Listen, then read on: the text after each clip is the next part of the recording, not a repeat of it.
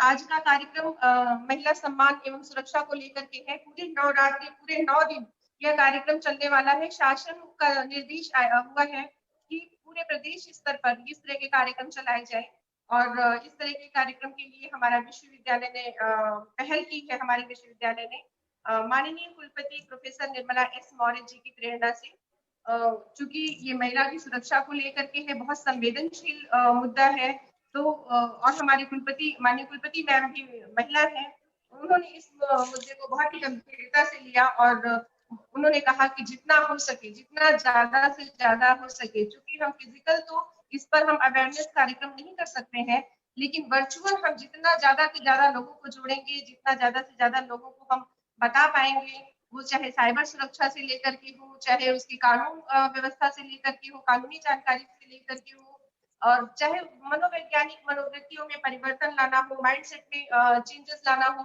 हर तरह से आप लोग इसमें जुड़िए। और इसके लिए हमारे साथ डॉक्टर राकेश यादव जी, जो कि एनएसएस के कार्यक्रम समन्वयक है, वो बराबर कंधा से कंधा मिला करके चल रहे हैं, और डॉक्टर जगदीप जी, जो कि रोवर्स रेंजर्स प्रभारी है, कार्यक्रम समन्वयक है, वो भी बराबर हमारे साथ जुड़े हुए हैं। हमारी पूरी आयोजक मंडल, doctor Vanita Singh, doctor Priyanka Shukla, doctor Jaya Shukla, doctor Jhansi Mishra, doctor Nitesh Jaiswal और डॉक्टर यहाँ तक कि हमारे विभागाध्यक्ष प्रोफेसर अजय प्रताप सिंह जी भी पूरी तरह से सपोर्ट कर रहे हैं, पूरी तरीके से खड़े हुए हैं, क्योंकि ये विषय ही बहुत संवेदनशील है। और इसमें हमारे विश्वविद्यालय के जितने प्रोफेसर हैं, प्रोफेसर मानस पांडे जी, प्रोफेसर देवराज जी, प्रोफेसर जितने भी डॉक्टर राजकुमार सोनी जी, सभी लोग इसको अप्रिशिएट कर रहे हैं, इस कार्यक्रम को डेली सुन रहे हैं, देख रहे हैं और अपनी अपनी राय भी दे रहे हैं कि इसमें किसको और बुलाना चाहिए, किसको आना चाहिए। ये हमारे लिए बहुत गर्व का विषय है कि सभी लोग इसमें रुचि दिखा रहे हैं, क्योंकि सभी विद्वत जन हैं और सभी चाहते हैं कि एक सामाजिक परिवर्तन आए, एक क्रांति आए, एक ऐसी क्रांति आए जिसमें किसी भी तरह का भेदभाव ना हो, महिला और पुरुष में किसी तरह की जेंडर डिस्क्रिमिनेशन की बात ना हो, क्योंकि एक दूसरे का पूरक है, महिला पुरुष की पूरक है और पुरुष महिला का। भगवान शिव भी अर्धनारीश्वर की जो प्रतिमा हम दिखाई जाती है, हम जिसको पूजते हैं, उसमें वो भी यही इंगित करता है कि एक वो श्रेष्ठ तभी कंप्लीट है, या भगवान भी तभी कंप्लीट है जब उसमें नारी आधा उनका शरीर नारी का है और आधा उनका पुरुष का है। मतलब नारी की संवेदनशीलता पुरुषों में यदि हो तब वो कंप्लीट मैन बनता है, एक तरीके से कहा जाए तो आज हम इसी विषय पर बात करेंगे, नारी की सुरक्षा को लेकर के, नारी के सम्मान को लेकर के, नारी के स्वावलंबन को लेकर के। आज का जो विषय है, जो हमारी मुख्य वक्ता है डॉक्टर अर्चना शिवहरे जी, वो आईपीएस है और सबसे बड़ी बात है कि वो महिला है, और आज वो हमें साइबर सुरक्षा के बारे में बताएंगी, क्योंकि बहुत सारी छात्राएं और हम सभी लोग बहुत पढ़ाई करने के बाद भी बड़े बड़े विशेषज्ञ की आवश्यकता होती है। तो आज की हमारी जो विषय विशेषज्ञ हैं अर्चना शिवहरे जी, वो जल्दी ही हम लोगों से कनेक्ट हो जाएंगी और हमें उस पर विस्तार से प्रकाश डालेंगी। कार्यक्रम की मुख्य वक्ता, जिनसे हमें बहुत कुछ सीखना है, बहुत कुछ जानना है, मैं ऐसी मुख्य वक्ता हमारी डॉक्टर अर्चना शिवहरे जी के स्वागत के लिए डॉक्टर वनिता सिंह जी जो हम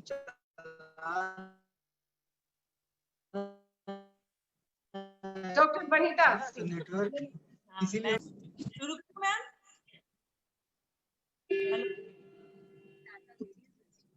हेलो मैम। हाँ शुरू करिए। Thank you Janvi ma'am. ये आज मेरे लिए भी बहुत सम्मान की बात है कि मुझे आज इस कार्यक्रम में सम्मानित और विदेशी महिलाओं का सम्मान करने का अवसर प्राप्त हुआ है।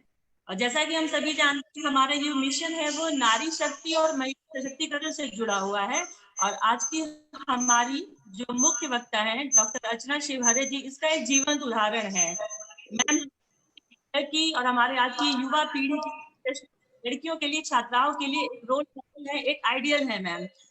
कुछ लाइनें मैं पहले कहना चाहूंगी। जननी हूँ, जीवन भी हूँ, मेरा जोर नहीं हूँ, वर्षाकार भी हूँ, नारी हूँ, कमजोर नहीं। आज वीर बहादुर सिंह पूर्वांचल मिशन शक्ति के अंतर्गत साइबर सुरक्षा एवं रोकथाम विषयक कार्यशाला में ये मुख्य वक्ता डॉक्टर पुलिस महानिरीक्षक स्टेट क्राइम रिकॉर्ड ब्यूरो का मैं doctor Singh, department of law, पूरे विश्वविद्यालय की ओर से हार्दिक अभिनंदन और स्वागत करती हूँ। आप 2002 बैच की भारतीय पुलिस सेवा की अधिकारी हैं। आपने अपना ग्रेजुएशन और यूनिवर्सिटी ऑफ राजस्थान किया है, masters in national Australian national university और पीएचडी स्वराष्ट्र से किया है। में आप स्टेट ब्यूरो में कार्यरत पुलिस के पद पर कार्यरत हैं। आपकी विशेषज्ञता का जो क्षेत्र है मैम वो cyber crime, use of information technology in department. आपकी अपने लंबे करियर पुरस्कारों से सम्मानित किया गया है, जिससे मैं आपको चाहूंगी, जिसमें है सबसे पहले award, award for the best scholarship for Australia for excellence mid-career training, appreciation from Director General and performance in maintenance of law and order and use of technology for crime prevention and detection। Ma'am का जो mission है वो बहुत अच्छा है। Ma'am का मानना है कि इस समाज से हमें जो उसका बहुत ही ज्यादा और जितना ज्यादा वो कर सकती वो करके वो समाज को देना चाहती हैं। अपने हमारे निमंत्रण को स्वीकार किया, उन्होंने इसमें अपनी सारी उसके लिए मैं पूरे परिवार की तरफ से या परिवार की तरफ से आपका मैं हार्दिक अभिनंदन और बहुत आभार प्रकट करती हूँ। Thank you so ma'am. Archana ma'am.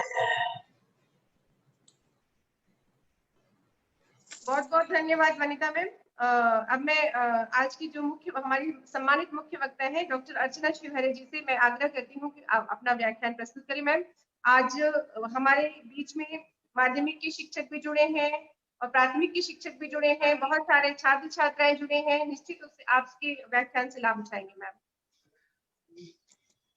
नमस्ते, सभी को मेरी तरफ से सुप्रभात।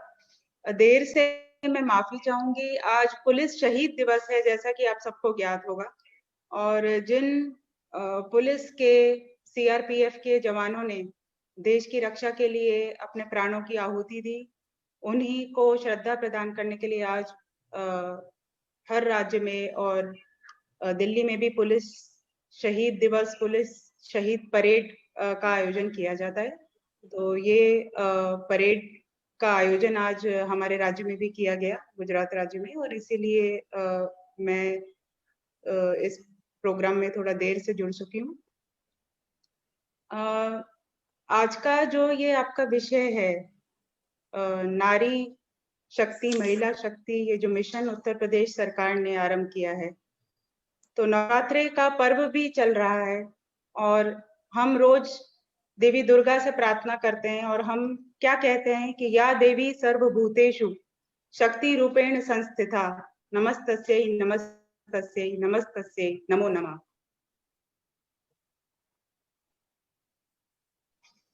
तो हम सब मानते, लेकिन आज हमारे समाज के बदलते परिवेश में, बदलते मूल्यों में, भारतीय संस्कृति में जो नारी को देवी स्वरूप स्थान दिया गया था, वो स्थान अब धीरे धीरे विलुप्त होता जा रहा है। आज हम देखते हैं कि महिलाएं शोषित हैं, पीड़ित हैं, वो घरेलू हिंसा और बलात्कार जैसे कई जघन्य अपराधों का शिकार बन रही हैं।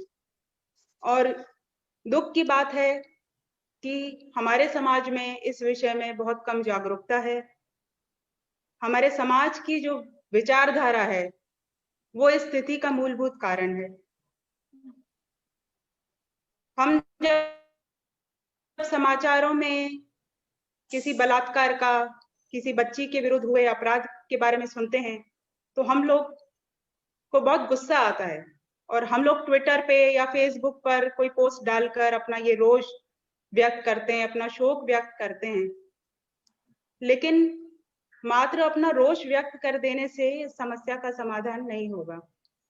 जैसा कि मेरे से पहले जो वक्ता थी, उन्होंने कहा कि ये एक सामाजिक बीमारी है।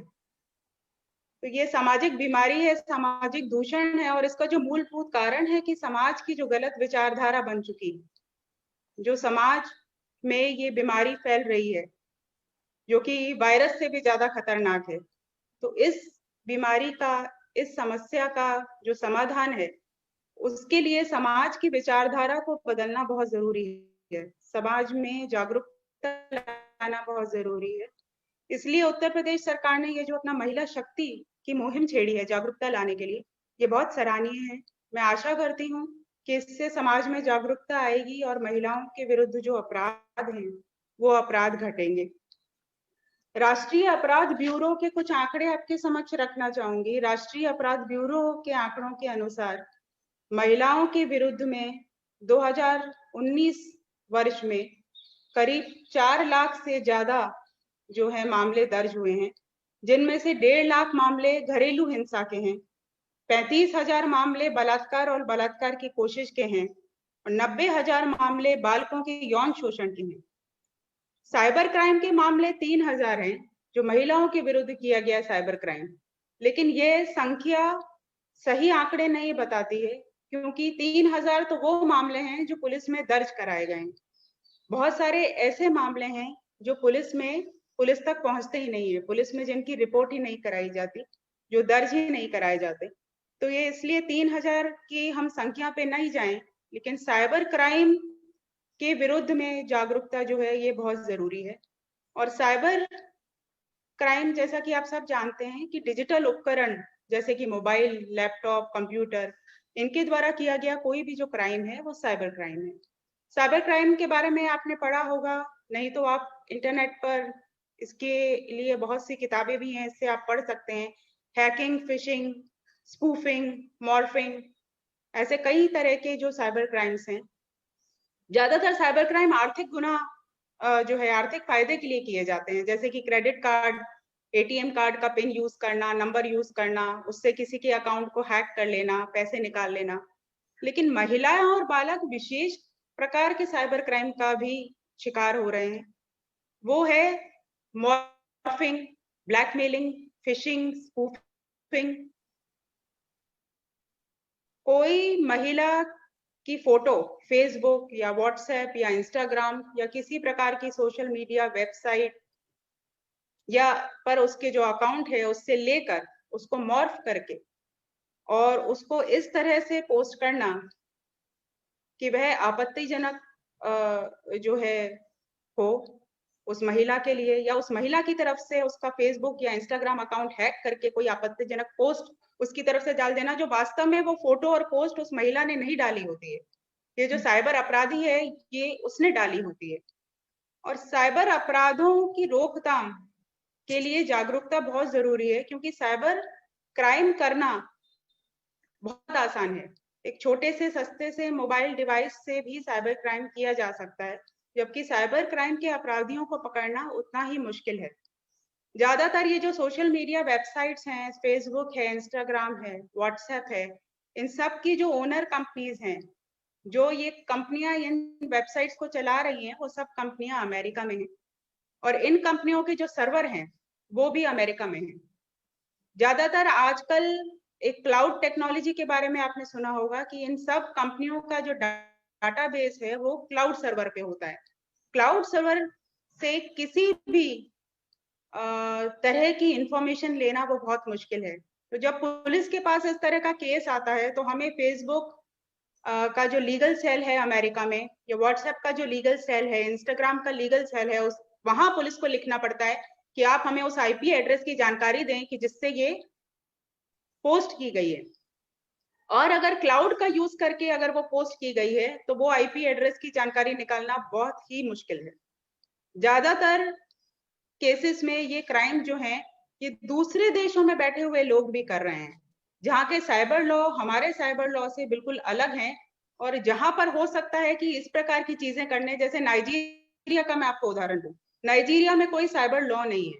नाइजीरिया में अगर किसी का अकाउंट हैक किया जाए, किसी की फोटोग्राफ मॉर्फ की जाए, फेसबुक का किसी का फेक अकाउंट बनाया जाए, तो वहां उस देश में इसको अपराध नहीं माना जाता। इसलिए इस तरह के जो देश हैं जहां से लोग इस तरह के अपराध कर रहे हैं या दूसरे लोगों के लिए वेबसाइट्स पे जानकारी दे रहे हैं कि आप इस तरह की चीजें किस तरह से कर सकते हैं, तो ये जो डार्क नेट है, डार्क वेब है, जहां इस तरह के सब तरह के क्राइम करने की भी जानकारी दी जाती है, तो इन सब चीजों के प्रति, इन सब अपराधों के प्रति जागरूकता जो है वो बहुत जरूरी है। इसके लिए हमें कुछ चीजें जो है बहुत महत्वपूर्ण चीजें याद रखनी चाहिए कि कभी भी हम अगर इन सोशल मीडिया वेबसाइट्स को यूज करते हैं तो हमें जो अपने पासवर्ड्स हैं वो पासवर्ड्स को आपको एक बहुत स्ट्रॉन्ग पासवर्ड रखना है, जिस पासवर्ड में आपके नंबर्स भी हों, अल्फाबेट्स भी हों, स्पेशल कैरेक्टर्स भी हों, इस तरह की आप स्ट्रॉन्ग पासवर्ड यूज करें। और अगर फेसबुक, व्हाट्सएप, इंस्टा, अलग अलग सोशल मीडिया आपके अकाउंट्स हैं तो हर अकाउंट के लिए आपको अलग पासवर्ड यूज करना चाहिए। इस तरह का पासवर्ड नहीं यूज करना चाहिए कि सब अकाउंट्स के लिए आप एक ही पासवर्ड यूज कर रहे हैं और वो भी इस तरह का पासवर्ड यूज कर रहे हैं कि जो आपके नाम से संबंधित हो या आपके डेट ऑफ बर्थ से हो, जो कोई इजीली गैस करके उसको हैक कर सके। तो पासवर्ड जो है वो स्ट्रॉन्ग रखना बहुत ज्यादा जरूरी है। इसके अलावा जहां तक पॉसिबल हो आप अपनी कोई भी कॉन्फिडेंशियल इंफॉर्मेशन जो है, कोई भी आपके परिवार के बारे में, आपके बारे में जो जरूरी जानकारी है उसको आप सोशल मीडिया के ऊपर जो है कभी भी शेयर ना करें। अपनी लोकेशन को कभी भी शेयर नहीं करना चाहिए। मैंने देखा है कि बहुत सारे लोग कहीं पर जब घूमने जाते हैं तो वहां पर अपनी फैमिली के साथ में आप महिलाएं फोटोग्राफ अपनी पोस्ट करती हैं, या फिर किसी रेस्टोरेंट में आप खाने जा रहे हैं तो वहां आप अपनी फोटोग्राफ क्लिक कर रहे हैं। तो इससे जो आपकी, जहां आप हैं, कहाँ आप मौजूद हैं, आपकी जो लोकेशन है वो लोकेशन जो है वो शेयर हो जा रही है, तो उसके कारण वो अपराधी जान सकता है कि आप इस समय कहाँ बैठे हुए हैं। तो अगर जहां महिलाओं की छेड़ती होती है या महिलाओं को पीछा करके सुनसान रास्ते पे उनको देखकर उनके विरुद्ध में अपराध होते हैं, तो ये लोकेशन, लोग सोचते हैं कि अपराधी को पता कैसे पड़ा कि वो महिला वहां है।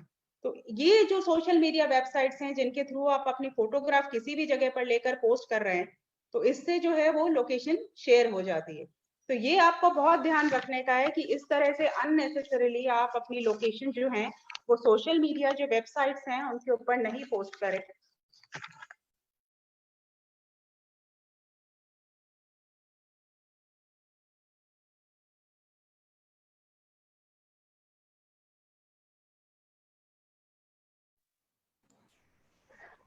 नितेश सर, मैम का अनम्यूट हो गया है। मैम आपका वॉइस अभी आ रहा है वॉइस? हाँ ठीक है, अभी आ रहा है। ओके।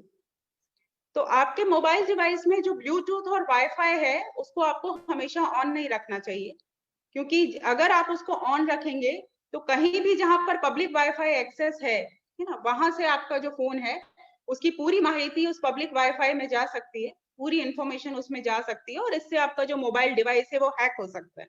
और आपका मोबाइल डिवाइस अगर हैक होगा तो आपके सारे कॉन्टेक्ट्स जो हैं, सारी आपकी जरूरी जानकारी उसके थ्रू किसी भी अपराधी के साथ में शेयर हो सकती है। क्रेडिट कार्ड्स में आपका एक CVV नंबर होता है, आपका एक पिन नंबर होता है ना, वो नंबर जो है वो किसी भी के साथ में आपको कभी भी शेयर नहीं करना चाहिए। वो नंबर्स आपको कहीं भी इजीली रख के ऐसी जगह नहीं रख देने चाहिए कि वो किसी के भी हाथ लग सके। तो ये छोटी छोटी सी लेकिन बहुत जरूरी चीजें हैं जो हमको साइबर क्राइम का शिकार होने से जो है वो बचा सकती है। भारत में साइबर क्राइम से निपटने के लिए बहुत सारे कानून बनाए गए हैं। इंफॉर्मेशन टेक्नोलॉजी एक्ट एक विशेष कानून है साइबर क्राइम के अपराधियों को सजा दिलाने के लिए, जिसमें ये डिजिटल डिवाइस से अगर कोई साइबर क्राइम करता है तो 3 से लेकर 7 साल तक की सजा और 10 लाख रुपए तक का इसमें जुर्माना है। इसके अलावा जो भारतीय दंड संहिता है, जो इंडियन पैनल कोड है, इंडियन पैनल कोड में भी जो है साइबर क्राइम के लिए बहुत सारे प्रावधान हैं, जिनमें साइबर क्राइम को करके अगर किसी महिला को छेड़ा जाता है या उसको बदनाम किया जाता है, उसको ब्लैकमेल किया जाता है, तो इसमें भी 3 से लेकर 7 साल तक की सजा और जुर्माना है।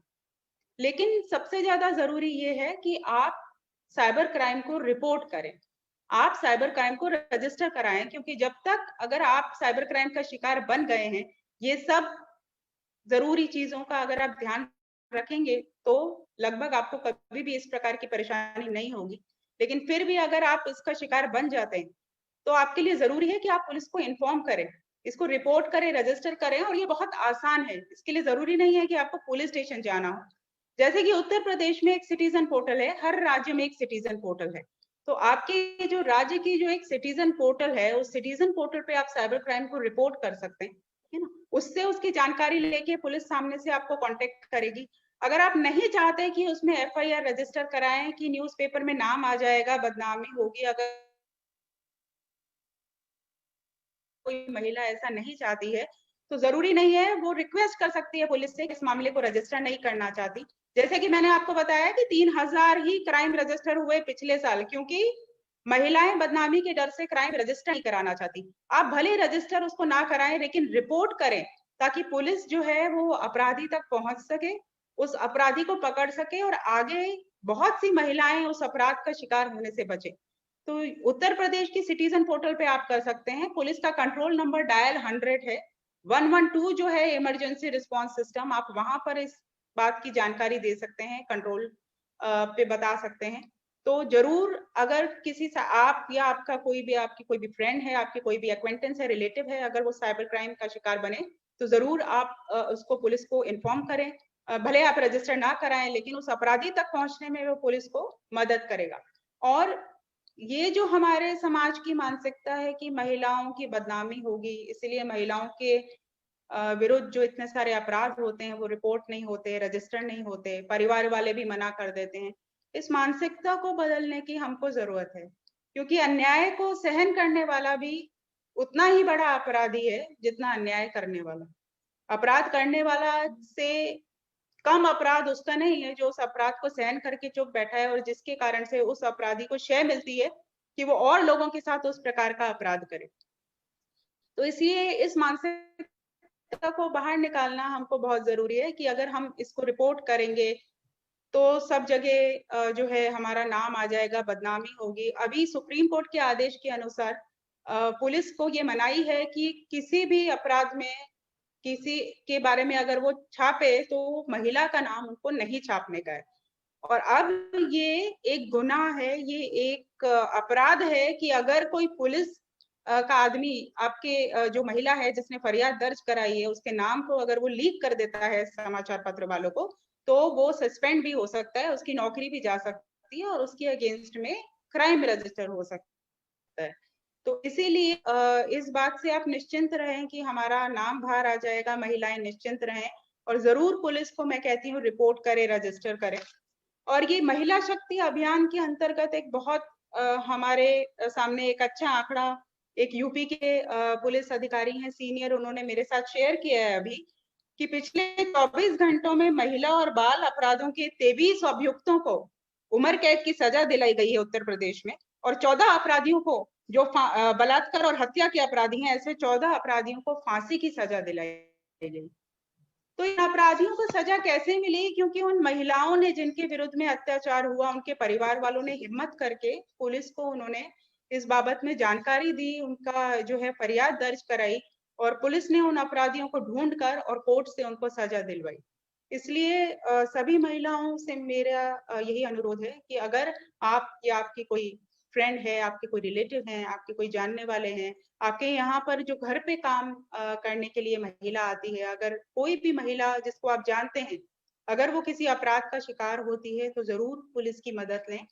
पुलिस जो है आपकी सेवा में, आपकी सुरक्षा के लिए जो है सदैव तत्पर है, और इससे पुलिस को भी मदद मिलेगी कि वो अपराधियों के विरुद्ध में कार्रवाई कर सके, और इसी से समाज में जागरूकता फैलेगी। देखिए, जब इन अभियुक्तों को उम्र कैद मिली है और फांसी की सजा मिली है तो अब हर आदमी इस तरह का अपराध करने से वो डरेगा। लेकिन ये डर अपराधियों में अभी क्यों कम हुआ है? क्योंकि उन्हें पता है कि महिलाएं डरती हैं, वो क्राइम रजिस्टर नहीं कराती हैं, फरियाद दर्ज नहीं कराती हैं, इसलिए पुलिस हम तक कभी नहीं पहुंच पाए। तो सबसे पहली जरूरत है इसकी कि हम जागरूकता लाएं अपने समाज में, इन अपराधियों का विरोध हो, इन अपराधियों के विरुद्ध में जानकारी पुलिस को मिले, जिससे कि पुलिस जो है अपना काम अच्छे से कर सके। अजय जी, अगर कोई प्रश्न कोई पूछना चाहता है तो मैं उसका जवाब देने के लिए मैं बिल्कुल सहर्ष इसका जवाब दूंगी। जी, ऑडियंस में से किसी का अगर कोई प्रश्न हो तो वो मैम से पूछ सकते हैं।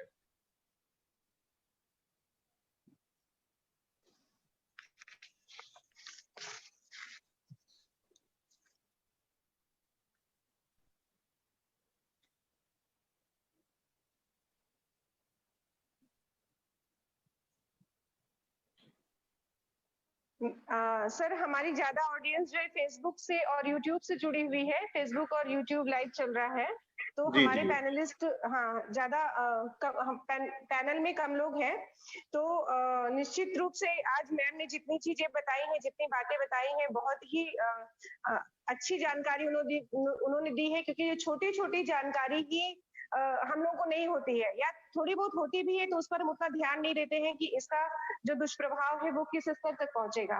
मैम से मैं अपनी तरफ से पूछना चाहती हूँ मैम कि जो ये ज्यादा ये जो महिला के प्रति जो हिंसा हो रही है, लैंगिक हिंसा की जब बात आती है, तो इसका कहीं ना कहीं जो ज्यादा प्रभाव है देखने को मिलता है वो जो पोर्न साइट है उसका देखने को मिलता है। तो क्या सरकार इस पर कुछ नहीं काम कर सकती है कि वो साइट बंद की जा सके, या हम लोग मिल करके एक आवाज इसके लिए नहीं उठा सकते हैं मैम कि वो साइट बंद की जाए? क्योंकि जो किशोर होते हैं जिनका मन मस्तिष्क भी बहुत कच्चे घड़े के समान है, उसमें वो गंदी गंदी चीजें डाली जाती है और उनको उसके दुष्प्रभाव का भी नहीं पता होता है, और वो इतने गंदे काम कर देते हैं जिसकी हम कल्पना भी नहीं कर सकते हैं। जिस एज में आपकी पीढ़ी, हमारी पीढ़ी, या उसके पहले कुछ जानकारी उनको नहीं होती थी, आज की जो किशोर छोटे छोटे बच्चे भी वो सारी चीजें देख रहे हैं और उसी की तरफ भाग रहे हैं, और कहीं ना कहीं वो भी एक हिंसा का कारण है, महिला हिंसा का। मैम, इसके विषय में मैं कुछ आपकी राय जानना चाहूंगी मैम। हाँ, जैसे कि ये आपने कहा कि अगर हमको लगता है, जैसे बहुत सारी वेबसाइट्स हैं जहाँ पर ये पॉर्न मटेरियल है, ऑब्सीन मटेरियल अवेलेबल है, तो ये जो वेबसाइट्स हैं, ज्यादातर ये वेबसाइट्स जैसे मैंने आपको बताया कि विदेशों में जो है बनाई गई हैं और विदेशी कंपनी द्वारा संचालित हैं। जो कि हमारी सम्मानित मुख्य वक्ता है सर, देखिए उनकी आवाज नहीं आ रही। नितेश सर। हाँ, आप सुन रही है आवाज मैम? आप सुन पा रहे हैं? जी जी आ रही है मैम। जी आ रही है मैम। शायद जानवी जी को आवाज नहीं आ रही है। नहीं आप मैम बोलिए। मैंने जैसे आपको बताया कि विदेशी कंपनियां ज्यादातर इस तरह की पॉर्न वेबसाइट्स जो हैं वो ऑपरेट कर रही हैं, चला रही हैं विदेशों से। अच्छा, आवाज आ रही है, ठीक। तो अगर ऐसी किसी भी वेबसाइट के बारे में आपको जानकारी मिलती है तो आप बिल्कुल उसमें पुलिस को इसके बारे में जानकारी दें, तो जिससे कि हम उस देश को लिख सकते हैं कि वो इस वेबसाइट को बैन करे। तो जैसे ही मैंने आपको बताया कि हर साइबर का जो ये वर्ल्ड है, साइबर की ये जो दुनिया है, ये एक डार्क वर्ल्ड है ना, जिसको हम एक डार्क वर्ल्ड कह सकते हैं। कि साइबर लॉज जो हैं, अभी तक जो पूरे दुनिया में यूनिफॉर्म साइबर लॉज नहीं है, बहुत सारे देशों ने कोई साइबर लॉ भी नहीं बनाया है, इसलिए ये साइबर क्राइम जो है बढ़ रहा है। क्योंकि इंटरनेट के माध्यम से ये पूरा एक ग्लोबल प्लेटफॉर्म है, जरूरी नहीं है कि आपको उस देश में आप रहते हुए वो करो। इंटरनेट के माध्यम से किसी दूसरे देश में रहते हुए भी साइबर क्राइम किया जा सकता है। ज्यादातर पॉर्न वेबसाइट्स जो हैं ये विदेशियों द्वारा, विदेशी कंपनियों द्वारा चलाई जा रही है, जिससे कि इनको उसमें जो एडवर्टाइजमेंट्स रखती हैं कंपनियां, इनसे इनको बहुत ज्यादा उसमें आय होती है, इनकम होती है, आर्थिक फायदा होता है, और उन देशों को भी उससे आर्थिक फायदा हो रहा है। लेकिन अगर हमारे ध्यान पे आता है तो आप जरूर पुलिस को बताइए। और हमारे देश ने जैसे अभी कुछ चाइना की एप्स बैन करी, पॉर्न की वजह से नहीं, वो दूसरे कारण से बैन करी, लेकिन इसी तरह से हमारे देश में जो इंटरनेट सर्विस प्रोवाइडर्स हैं उनको कहा जा सकता है कि इन वेबसाइट्स को वो बैन करें। और इसी तरह से अगर किसी भी शो जो भी आ रहे हैं किसी टीवी चैनल में, तो टीवी चैनल्स उसमें नीचे प्रचार करती हैं कि अगर आपको कोई भी इनमें से हमारी बात शो आपत्तिजनक लगे तो आप इस नंबर पे कंप्लेन कर सकते हैं। तो इससे हम कंप्लेन कर सकते हैं, और जो हमारा इंफॉर्मेशन एंड ब्रॉडकास्टिंग ब्यूरो है, जो हमारी मिनिस्ट्री ऑफ इंफॉर्मेशन है, ministry of science and technology है, अगर वहां पर हम अपनी जो है फरियाद, अपनी कंप्लेन देते हैं तो जरूर जो सरकार है इसके विरुद्ध में एक्शन लेगी। Ma'am, there is a question from audience. With your permission, I want to ask, if someone is calling you again and again is it comes under cybercrime, and what can we do to deal with such situation? अगर आपको कोई बार-बार call करता है तो क्या ये cyber crime में आता है, और इस परिस्थिति के लिए हम क्या कर सकते हैं, इस सिचुएशन से डील करने के लिए क्या कर सकते हैं? बिल्कुल ये साइबर क्राइम में आता है, क्योंकि एक मोबाइल जो एक डिजिटल डिवाइस है, डिजिटल डिवाइस को यूज करके अगर किसी को हैरेस किया जा रहा है, परेशान किया जा रहा है, तो आप पुलिस में इसकी जो है फरियाद दर्ज करा सकते हैं। आप उसके साथ में वो नंबर प्रोवाइड करें, उस नंबर की डिटेल्स निकलवा के पुलिस उस अपराधी तक पहुंच सकती है।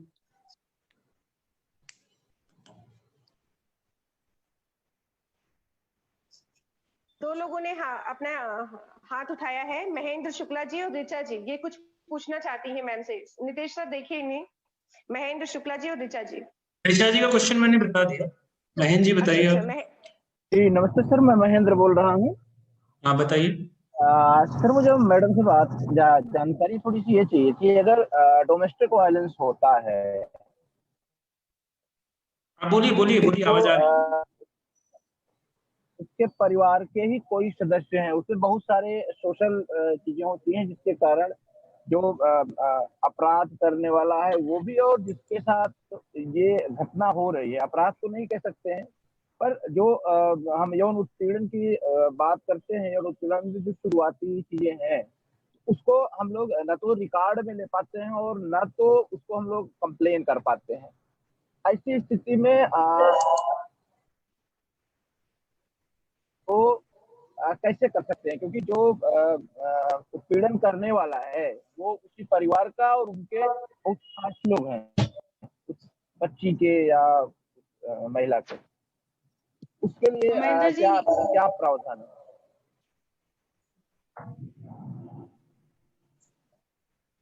महेंद्र जी, ये आपका बहुत अच्छा एक प्रश्न है, और ये एक बहुत ही दुख की बात है हमारे समाज में कि ज्यादातर जो परिवार के लोग हैं उन्हीं से परिवार की महिलाएं जो हैं उत्पीड़ित हो रही है।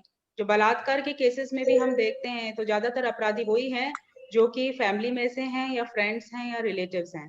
तो आपका ये जो प्रश्न है, ये प्रश्न जो है एकदम सटीक है, ये आज की जो हमारी सामाजिक परिस्थिति है। लेकिन इसी के लिए मैंने आपको बोला कि समाज में जागरूकता लाना बहुत जरूरी है। अपराधी अपराधी है ना, उसको, वो चाहे आपका रिश्तेदार हो, वो चाहे आपका दोस्त हो, कोई भी रिश्ते के नाते उसके द्वारा किया गया अपराध जो है वो क्षम्य नहीं है, और वो ऐसा नहीं है कि वो अपराध नहीं कहलाएगा। तो जरूर जो है महिलाओं को इसके विरुद्ध में आवाज उठानी चाहिए, और इसीलिए बहुत सारे राज्यों में, जहां तक मेरा ख्याल है उत्तर प्रदेश ने भी शुरू किया होगा, गुजरात में हमने बहुत सारे कुटुंब सलाह केंद्र शुरू किए हैं, और महिला पुलिस स्टेशन भी जो है हर राज्य में, जो हर जिले में है, तो महिला पुलिस स्टेशन में बहुत सारे काउंसलिंग सेंटर्स हैं। तो पहले हम परिवार के लोगों को बुला के हमको समझाते हैं, जब हमारे पास ऐसी फरियाद आती है उनको समझाने का हम कोशिश करते हैं, उनको समझाने का प्रयास करते हैं। हमारे यहाँ, हमारे गुजरात राज्य में वुमेन हेल्पलाइंस भी हैं। अगर आप उस हेल्पलाइन पे फोन करते हैं तो वो हेल्पलाइन के लोग घर पे भी आ जाते हैं, और यूपी में भी जरूर इस तरह की वुमेन हेल्पलाइंस होंगी। तो ये जो है बहुत जरूरी है, क्योंकि ज्यादातर महिलाएं इसी जो शर्म के कारण या अपने परिवार की जो है इज्जत के कारण इन अपराधों को सहन करती है, और इसलिए ये अपराध बढ़ रहे हैं। तो मैं ये कहूंगी कि ये बहुत जरूरी है इन तरह के अपराधों के विरुद्ध में आवाज उठाना, और काउंसलिंग से पहले सबसे हम कोशिश करते हैं इसको निपटाने का। लेकिन फिर भी अगर उससे नहीं होता है तो आप जरूर इसमें जो फरियाद रजिस्टर कराएं।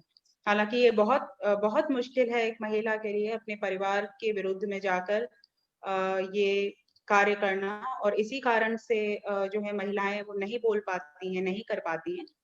लेकिन जहां महिलाएं, मैं कहती हूँ कि मर्यादा का पालन करें, तो समाज के दूसरे सदस्यों को, परिवार के दूसरे सदस्यों को भी अपनी मर्यादा का पालन करना चाहिए, और जहां कोई मर्यादा का उल्लंघन करता है तो वो सजा का जो है अधिकारी है। मैडम हम बोलना चाहते हैं। अजय जी, मैं माफी चाहूंगी, मेरी 12 बजे से एक बहुत जरूरी मीटिंग है। जो भी आप प्रश्न हो, आप यू कैन सेंड मी, मेरे को आप भेजें और मैं सबका जवाब देने की कोशिश करूंगी। Thank you ma'am, thank you ma'am.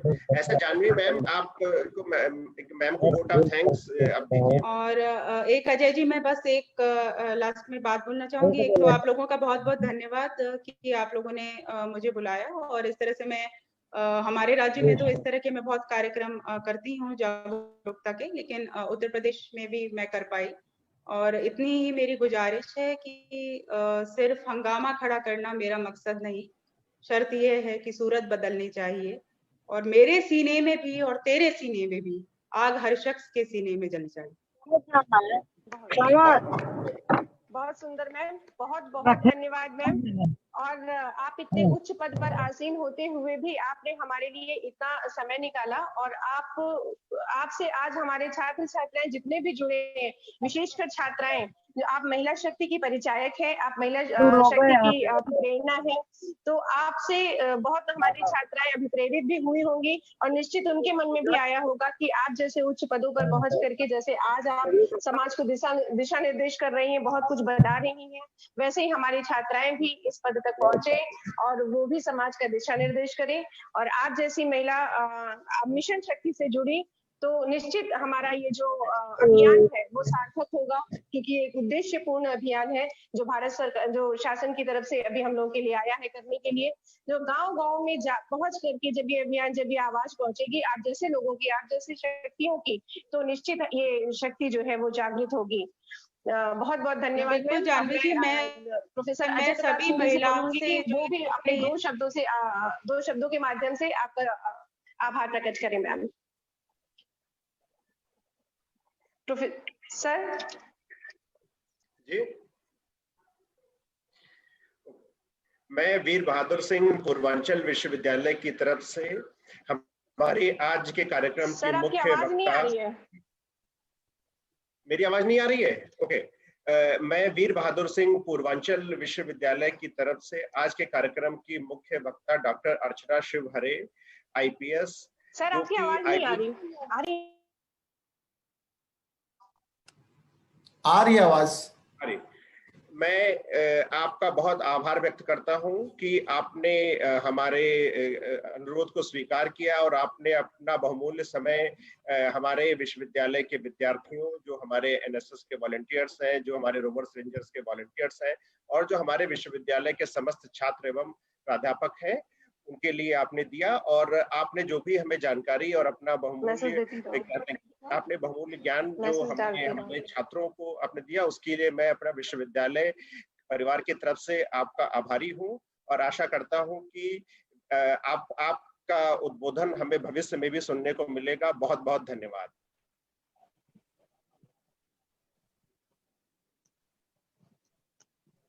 बहुत बहुत धन्यवाद सर। और अब मैं आज की हमारी जो मुख्य अतिथि है डॉक्टर अंजू सिंह जी, इनको हम लोग बहुत प्यार से रानी साहिबा कहते हैं, और हमारा पूरा जो जौनपुर जनपद जौनपुर है, आपका नाम सब में विख्यात है, ऐसा कोई नहीं है जो आपको नहीं जानता हो। तो मैं मैम के स्वागत एवं परिचय के लिए डॉक्टर झांसी मिश्रा से आग्रह करती हूँ कि वो उनका स्वागत करें और परिचय दें। Doctor Jhansi Mishra ma'am. Thank you Janvi ma'am. मैं doctor Jhansi Mishra, pharmacy department. आज सौभाग्य की बात है कि आज डॉक्टर अंजू सिंह हमारे बीच अपना वक्तव्य रखने आ रहे हैं, और उनके बारे में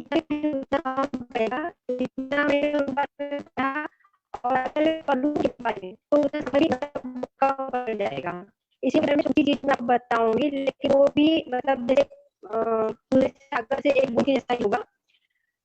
डॉक्टर अंजू सिंह जो राजघराना सिंगरा से लगे हैं, और इन्होंने अपनी MSc के लिए डबल PhD है, PhD in alternative medicine and है। उसके बाद डिप्लोमा काफी सब्जेक्ट से गया है, सारे सब्जेक्ट के नाम में अभी नहीं चाहते, लेकिन उनसे कुछ ही नाम में बोलूंगी। Diploma in advance aromatherapy, diploma in acupressure, diploma in advance yoga, diploma in computer. उसके बाद डॉक्टर अंजू सिंह जो बहुत ही सामाजिक कार्य से जुड़े हुए हैं, बहुत ही बार उनको बहुत सारे अवार्ड मिला है। सारे अवार्ड का लिस्ट जो है 2 पेज की है, इसलिए जो कुछ इम्पोर्टेंट अवार्ड है उसका मैंने एक लिस्ट बनाया है। जैसे ठाकुरबाड़ी महिला विकास कल्याण समिति के मैनेजर भी है और हिंदुस्तान गवर्नमेंट की तरफ से उनको सोशल वाकई अवार्ड मिल चुका है। यूनिसेफ की तरफ से उनकी अवार्ड मिल चुका है, जो हमारे लिए बहुत ही लकी बात है कि यूनिसेफ की तरफ से अवार्ड मिल चुका है और मैम को एक्यूप्रेशर अवार्ड भी मिल चुका है। तो आज नवरात्रि के अवसर पे है और हमारे लिए बहुत सौभाग्य की बात है कि मैम आज हमारे बीच माता दुर्गा की रूप बन के आएंगी और सत्य मतलब रात घराने के लिए तो रानी है, हम माता बोले रानी बोलते हैं। तो आज हमारे बीच जो रानी आ रही है, बहुत सवाल की बात। मैं आपको बहुत हैप्पी सिंह विश्वविद्यालय में आए और मैम आप अपना वक्तव्य शुरू करने का कष्ट करें और हम लोग की बहुत सौभाग्य की बात है मैम। Ma'am please. बहुत बहुत धन्यवाद डॉक्टर झांसी मैम। और अब मैं आग्रह करती हूँ अपनी मुख्य अतिथि से डॉक्टर अंजू रानी सिंह जी से, जिन्होंने महिला सशक्तिकरण के लिए बहुत सारे कार्य किए हैं। उनके स्वावलंबन, स्वरोजगार, प्रशिक्षण, आत्मनिर्भर बनाने के लिए बहुत सारे जमीनी स्तर पर काम किया है आपने। तो मैम अब मैं आपका उद्बोधन चाहती हूँ और हम लोग बहुत ही भाग्यशाली है कि आज इतनी बड़ी बड़ी हस्ती हमारे इस वेबिनार से जुड़ी हुई है, मिशन शक्ति से जुड़ी हुई है। निश्चित ये मिशन शक्ति हमारा पूरा सार्थक होगा। मैम डॉक्टर अंजू रानी मैम।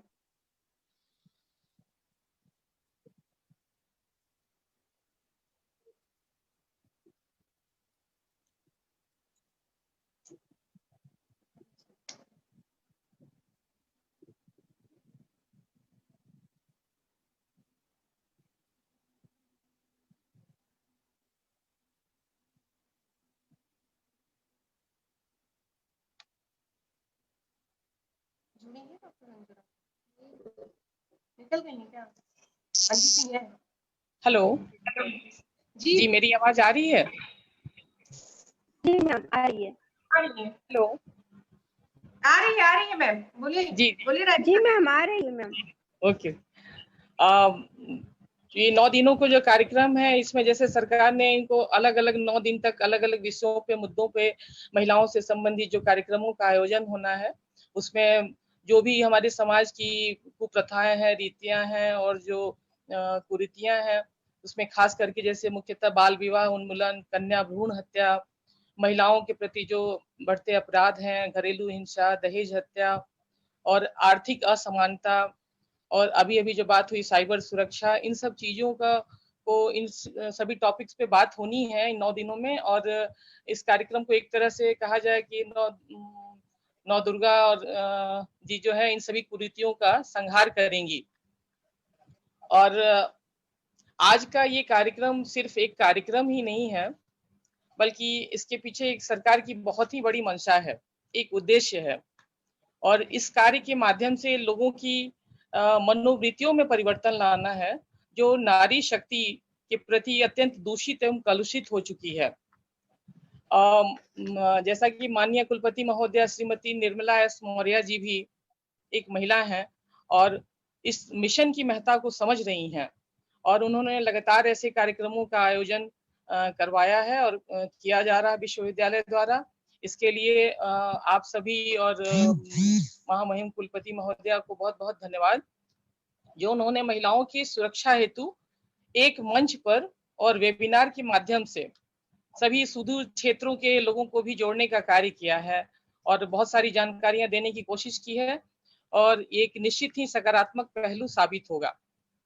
साथ ही साथ एक अत्यंत हर्ष की बात है कि महिलाओं की सुरक्षा के मुद्दे पर न केवल सरकार बल्कि हमारे थिंक टैंकर, प्रबुद्ध वर्ग भी इस कार्य में अपना पूर्ण सहयोग प्रदान कर रहे हैं, जो कि बहुत ही आवश्यक है। आज हमारे बीच में जो हमारा मुख्य टॉपिक है कि साइबर सुरक्षा, लैंगिक हिंसा की रोकथाम, इस पे जो हमारी मुख्य वक्ता doctor Rachna Shivhare ji, DIG state crime record bureau ने इस अति संवेदनशील मुद्दे को बहुत ही अच्छे ढंग से उन्होंने इस पे काफी जानकारियां दी और हमें बहुत कुछ सीखने का मौका मिला है।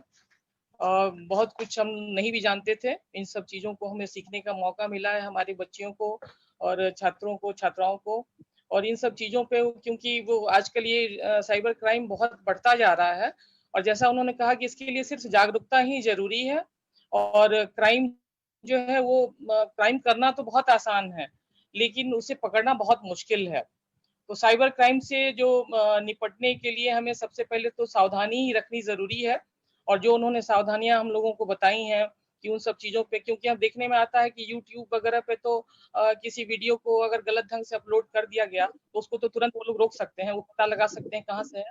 लेकिन ये अभी भी स्टेट लेवल पे ये नहीं हो पाया कि उस क्राइम को, ये लोग वीडियो को अगर किसी ने ब्लैकमेलिंग के लिए अपलोड कर दिया तो उसको तुरंत पता लगाया जा सके। जैसा उन्होंने कहा कि बहुत मुश्किल है उसका पता करना। इस पे ऐसे काम चल रहा है और बहुत सारी सजाओं के बारे में भी उन्होंने बताया है, पोर्टल के बारे में बताया।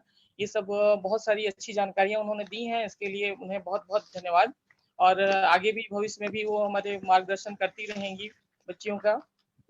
साथ ही साथ हमारे बीच में डॉक्टर पूनम तिवारी जी ने भी जो बताया, जो महिला सशक्तिकरण के लिए कार्य कर रही हैं, कि ये जो मानसिकता के बारे में उन्होंने बताया कि इसको बदलने की जरूरत है और संस्कारों को हमें बचपन से ही ऐसे संस्कार देने की जरूरत है ताकि वो हमारे समाज में बदलाव ला सके। बदलाव की नींव तो वहीं से होगी।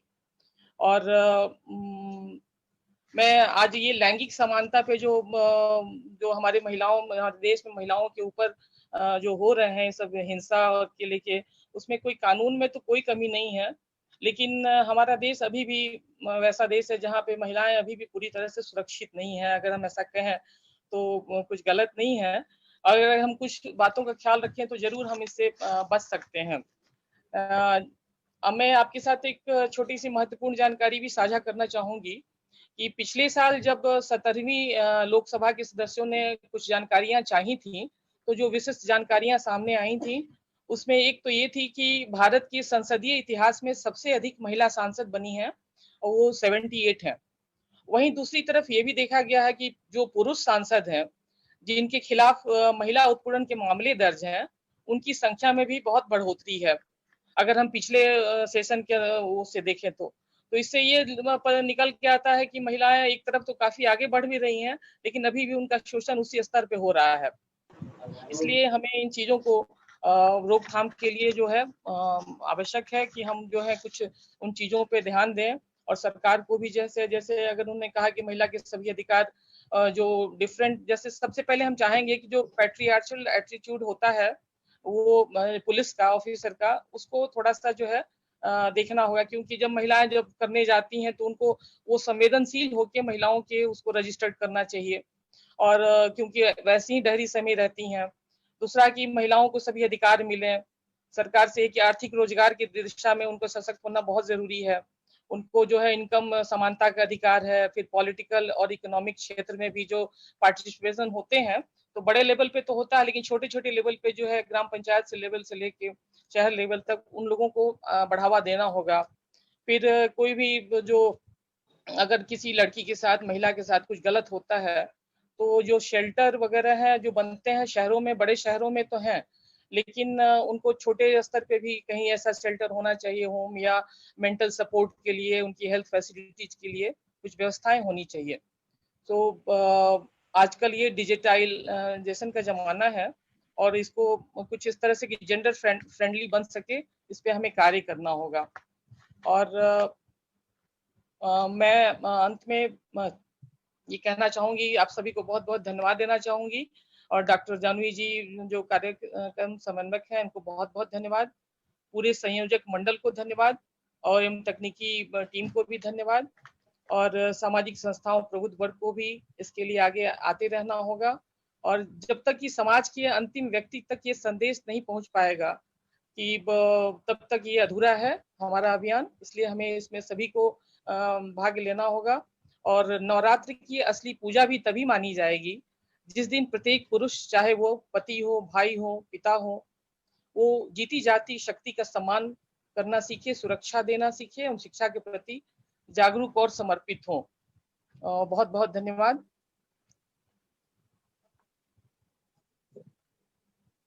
बहुत बहुत धन्यवाद डॉक्टर अंजू रानी सिंह जी।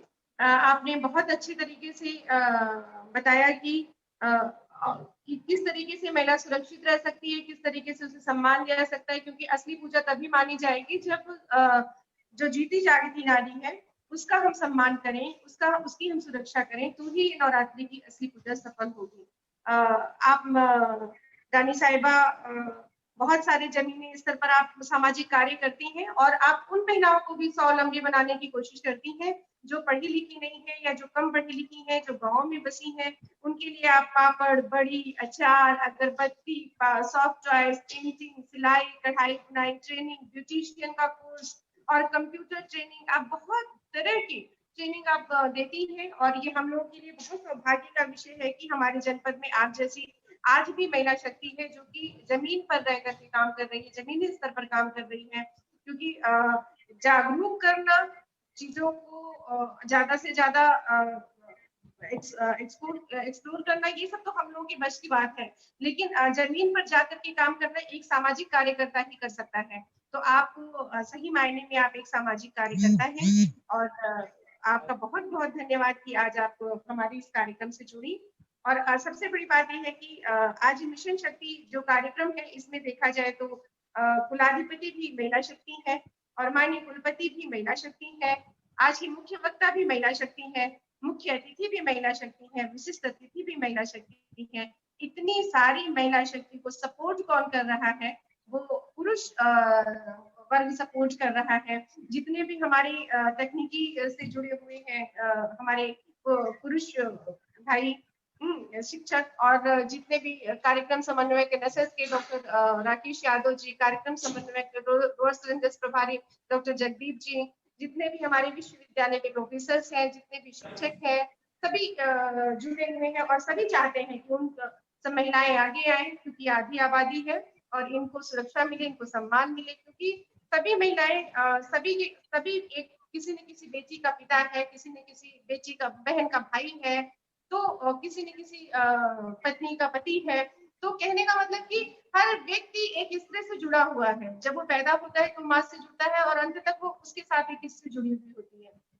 तो उसके लिए भी एक चुनौतीपूर्ण विषय है और एक बहुत बड़ा सामाजिक मुद्दा है कि प्रत्येक स्त्री को सुरक्षा मिले और सम्मान मिले। अंत में मैं आभार प्रकट करने के लिए NSS के कार्यक्रम समन्वयक डॉक्टर राकेश यादव जी से आग्रह करूंगी कि वो आभार प्रकट करें। और उससे पहले मैं 2 लाइन कहना चाहूंगी कि अगर जगाना है नारी को, अगर जगाना है नारी को, प्रतिभा उसे बताना होगा, भीतर उसके चिंगारी है, भीतर उसकी चिंगारी है, बस उसको भान कराना होगा। तो हम लोगों को इसका भान कराना है, इसका एहसास कराना है नारियों को कि आपके अंदर शक्ति है, आप समर्थ हैं और आप आगे बढ़ चढ़ करके समाज का नेतृत्व कर सकती हैं, उसका दिशा निर्देश कर सकती हैं। डॉक्टर राकेश यादव जी। मैडम, मैं कुछ बोलना चाहता हूँ। अखिलेश कुमार, लक्ष्मी नारायण PG कॉलेज, फतेहपुर कुसमौर मऊ से मैं आप लोगों से कुछ कहना चाहता हूँ। हाँ बताएं। बोलिए सर। सभी लोगों को प्रणाम मेरा। मैं लक्ष्मी नारायण PG कॉलेज भूगोल के प्रवक्ता मऊ से बोल रहा हूँ।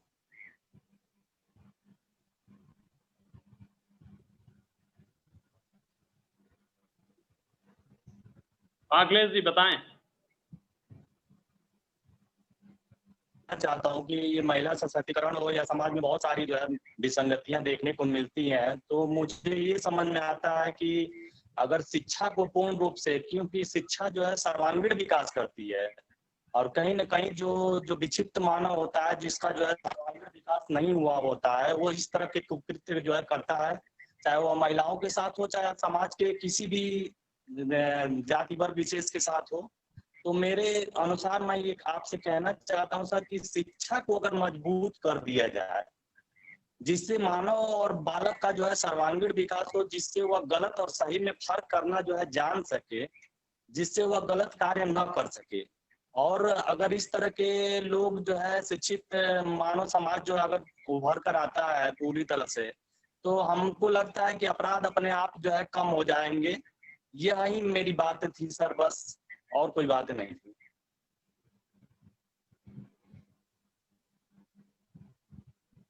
बहुत बहुत धन्यवाद। और आपने सही बोला है कि शिक्षा में कानून व्यवस्था को लाई जाए, सिखाया जाए बच्चों को, और शिक्षा में ही इसको भी शामिल कर दिया जाए, सेल्फ डिफेंस के कार्यक्रम को भी जरूरी कर दिया जाए, आवश्यक कर दिया जाए।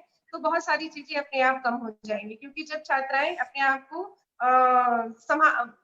शक्ति, जब उनके अंदर शक्ति का संचार होगा, सेल्फ डिफेंस करना सीख जाएंगी, कानून की सारी उनको जानकारी हो जाएगी, क्या गलत है क्या सही है, तो हाँ, अपराध में बहुत सारी कमियां आएंगी। लेकिन उसके साथ में मैं मनोवैज्ञानिक होने के कारण एक चीज और भी बोलूंगी कि मनोवैज्ञानिक परिवर्तन, लोगों की सोच में मनोवैज्ञानिक परिवर्तन लाना बहुत जरूरी है, लोगों की मनोवृत्तियों में परिवर्तन लाना बहुत आवश्यक है। वो परिवर्तन इस तरह के कार्यक्रमों के माध्यम से ही लाया जा सकता है, छोटे छोटे रंगमंच के माध्यम से लाया जा सकता है, छोटे छोटे नुक्कड़ नाटक के माध्यम से लाया जा सकता है, लेकिन ये सिर्फ प्रबुद्ध वर्ग के बीच में ना हो। इस तरह के कार्यक्रम सभी शिक्षक मिलकर के, चाहे वो माध्यमिक स्तर के हो, चाहे वो प्राइमरी स्तर के हो, चाहे वो उच्च शिक्षा के हो, ये गांव में जाकर के किया जाए, इसको जमीन पे जाकर के किया जाए। जैसे अभी आज की जो मुख्य अतिथि हमारी जुड़ी थी डॉक्टर अंजू रानी जी, उनका सहयोग लिया जा सकता है। बहुत सारे सामाजिक कार्यकर्ता ऐसे हैं जिनका हम सहयोग लेकर के इस तरह के कार्यक्रम वहाँ पे ऑर्गेनाइज कर सकते हैं। तो उससे क्या होगा कि एक लोगों की मनोवृत्तियों में परिवर्तन आएगा।